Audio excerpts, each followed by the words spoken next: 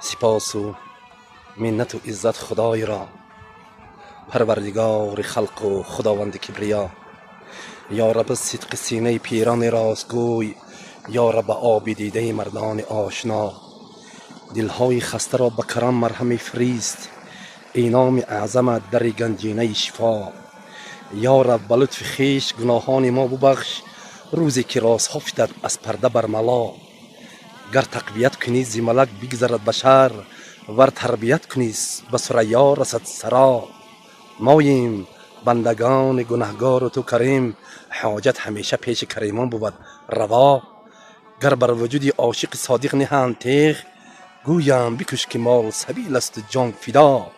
ما را به نوشداری دشمن امید نیست، و از دست دوست گر هم زهر است مرحبا.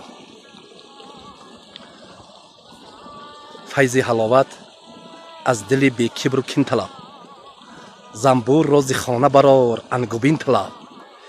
بی پرده است حسن غنا در لباس فقر، دست رسا ز کوتهی آستین طلب.